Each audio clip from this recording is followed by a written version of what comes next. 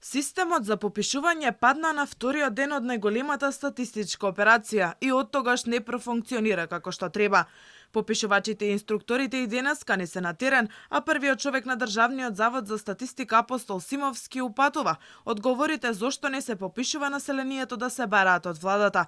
Од Илинденска најавија соопштение, но во меѓувреме стигна известување од Државниот завод за статистика, во тек биле надминување на помали технички предизвици кои повремено се појавувале претходните денови. Пописната електронска апликација работеше само првиот ден, па пребројувањето беше прекинато поради тоа што паднал интернетот, па системот бил исклучен, а попишувачите вчера не излегоа на терен поради државниот празник. Од друга страна, граѓани сведочат за Алфа дека откако ги примиле попишувачите дома и им ги дале сите информации кои им ги побарале, системот паднал, па многу веројатно е дека ќе треба повторно да бидат попишувани, бидејќи е можно да исчезнале дадените податоци. Од ДЗС во денешното соопштение уверуваат дека сите внесени податоци се успешно процесирани во системот. Во јавноста се создаде сомнеш дека крахирањето на пописната апликација може да резултира со погрешни резултати, па дури и дуплирање на попишуваните, но Симовски уверуваше дека такво нешто нема и не може да се случи.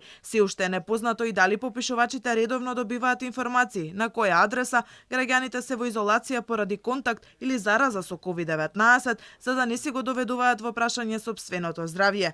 Ако се решите сепак да не им отворите врата на попишувачите, нема да добиете никаква казна. Единствено ќе треба да ги истрпите упорните попишувачи, кои дури и по 1000 пати ќе тропнеле на вашата врата. Единствени кои ќе добијат казна се оние кои ќе отворат вратата, но ќе одбијат да ги дадат своите информации. Пописот на населението, домаќинствата и становите кој официјално започна на 5 септември, ќе треба да заврши до 30 септември, во што уверуваат од ДЗС, но со оглед на проблемите на кои засега им нема крај, се наметнува прашањето дали ќе треба да се пролонгира попишувањето на граѓаните и домаќинствата.